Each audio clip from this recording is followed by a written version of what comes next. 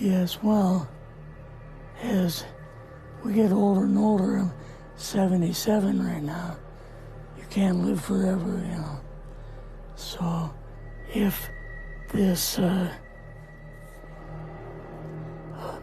procedure I'm going to have to clean the blood doesn't work, then I've got probably a few more months to make it before my kidneys shut down, you know. So that's kind of why I'm kind of going along with the interview at this time.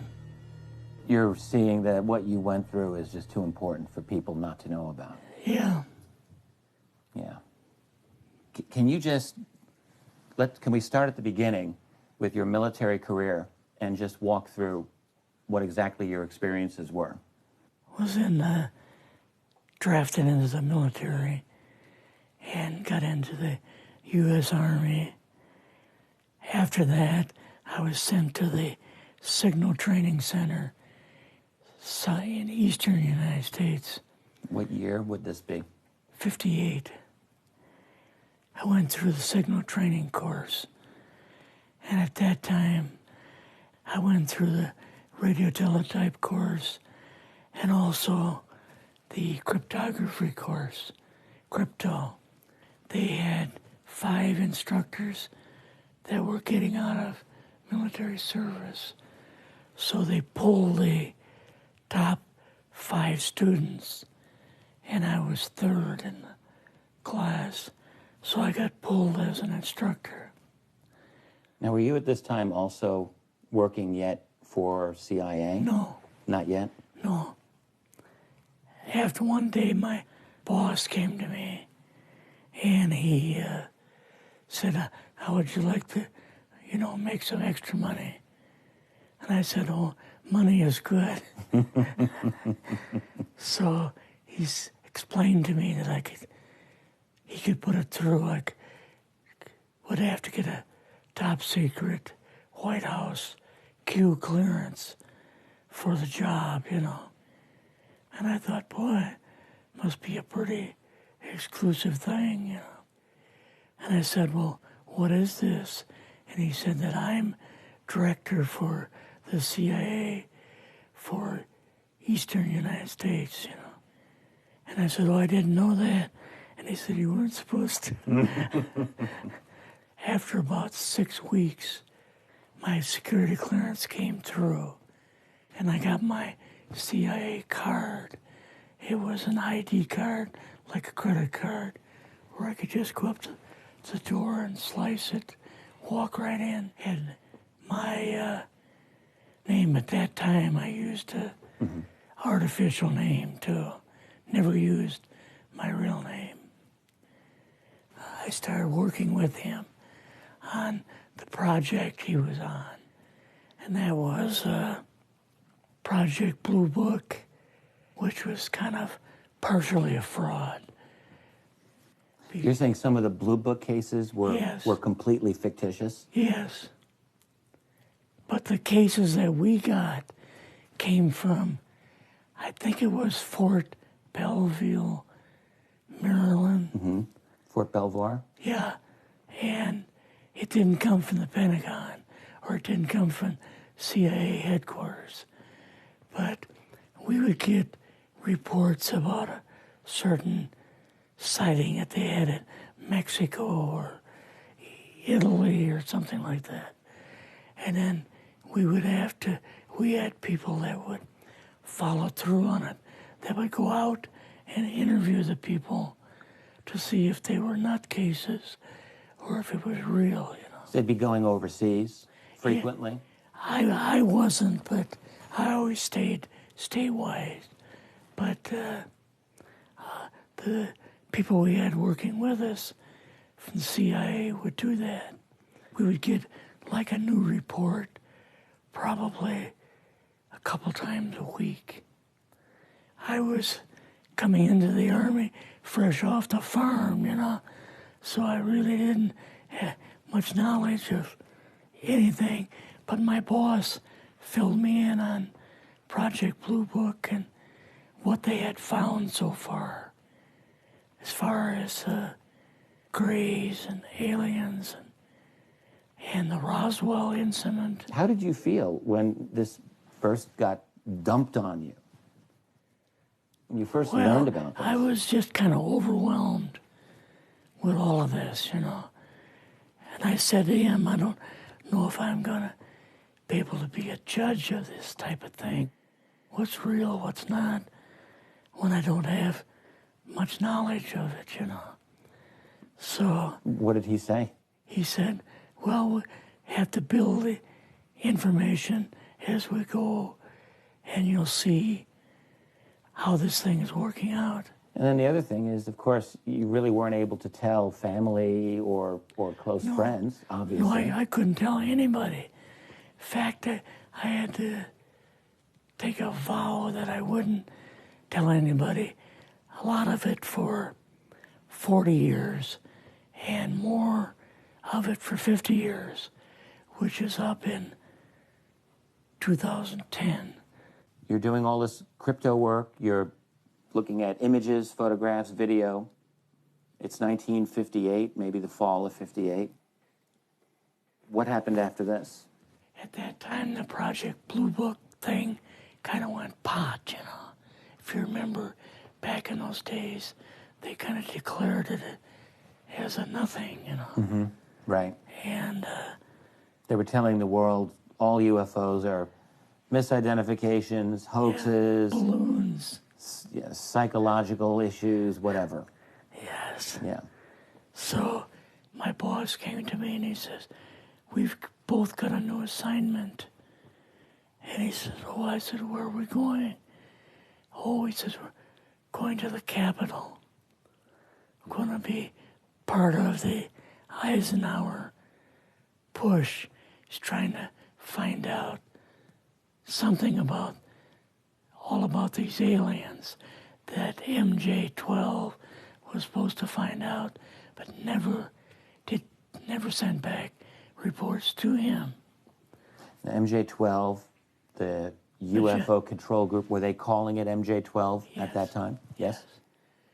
They called us in, went into the Oval Office, and President Eisenhower was there and Nixon, and they said, we called the people in from MJ-12 from Area 51 and S4, but they told us that the government had no jurisdiction over what they were doing. So being a general, past general, you didn't tell them to go to hell without any real good reason, you know. Mm-hmm. So he said, I want you and your boss to fly out there. I want you to give them a personal message. And he says, I want you to tell them, whoever is in charge, tell them that to get in, they have this week, coming week, to get into Washington and to report to me. And if they don't, I'm going to get the First Army from Colorado, and we're going to go over, we're going to take the base over. I don't care what kind of classified material you got. We're going to rip this thing apart. Eisenhower was going to invade Area 51. Yeah, with the First Army. So you go out with your superior. Yes. You fly out. You land. What happens? Can you describe this whole process, what you saw? They took us the 13 or 15 miles south to S4 and like different garage door openings. Okay. And in these garage door openings, they had like different saucer crafts. The very first one had the Roswell craft in. It was kind of crashed up, but apparently every alien that was in it died except for a couple. So you see the Roswell craft, and what are some of the others that you see? Well, the Roswell craft was really strange because it looked like real heavy aluminum foil. We could rock next to it, and you could rock it. The whole thing probably weighed 150, 300 pounds. Could they tell what the source of power was of this craft? Yeah, it was like a reverse gravitational thing of some kind. In fact, one later on, I got the mathematical code for reversing gravity in a 3x5 card. I guess there are different types of grays and so on. How did you see that evidence? Well, at the later on at S4, we viewed the autopsy film, and then the colonel said, "What we've got in here is we're interviewing a gray alien." All right, right there. How did you feel at that moment? Well, I thought, boy, we had no idea we were going to see the real thing. All we saw was film. You had to have a little bit of heart racing at that Yes. moment. My boss was able to go in and had a partial interview with him. So what did this gray alien look like? Could you describe him a little bit? This one looked a little bit oriental. So I'm just wondering if it looked almost human, what about this didn't look human? No, it didn't look human as far as the skin tone and basically the shape of it and the size. How was its head size compared with a normal human, for example? Brain was kind of a little bit bigger. And some of the nose was very, very small. And the ears were just like holes. Mouth was very small. Now, why were they bringing you out here at all, anyway, to see an alien? What was the point? To go back and tell the president they actually had one. So he did not know at this point No, if there was an alien at S4. no. What did you do then at Area? Were you done, or did you have other things to do with Yeah, so S4? basically we were kind of done, went back to Area 51. They took us into the main building, and there we saw a U-2, which of course we didn't know existed. And a model of the SR-71. Yeah, the Blackbird. So, but like I mentioned earlier, it was not a model of the current Blackbird, It's an earlier version. but an early version. Did you go directly to Washington after this? Yes. Or did you go somewhere else? How did they get, did you fly We regular airline or? We flew back to the commuter plane back to the air base, and then took President Eisenhower's Lockheed Electra back to Washington. You and your supervisor, Yeah. superior officer, and now you're meeting with the president? Yes. Can you describe this? Well, we met with him in, the second story of the old OSS warehouse building. And Eisenhower and Nixon were there. And also Hoover was there.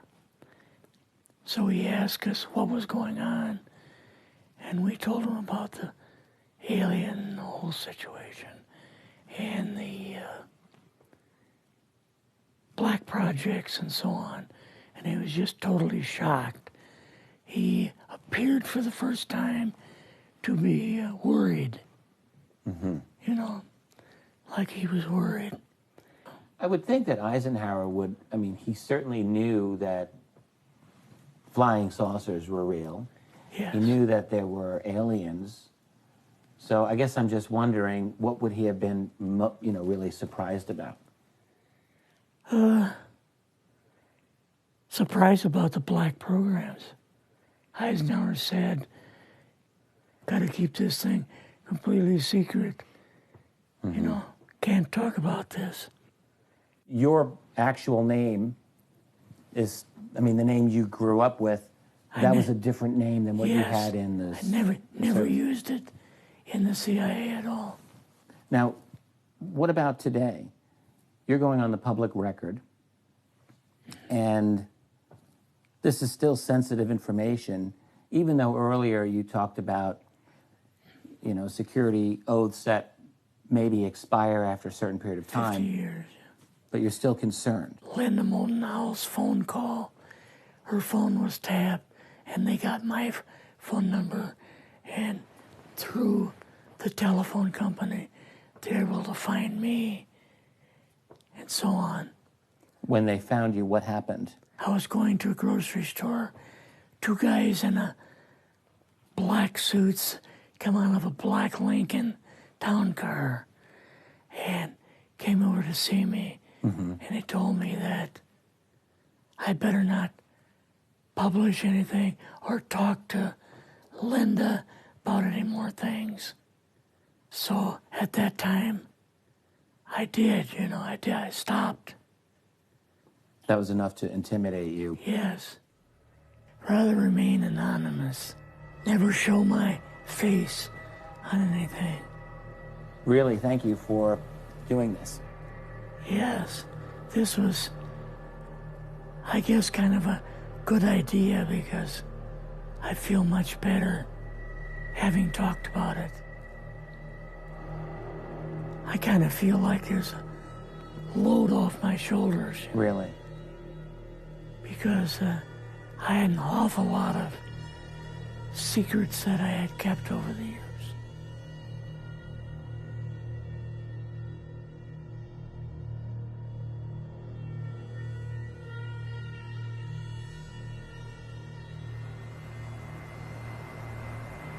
They didn't really consider it as like a big threat.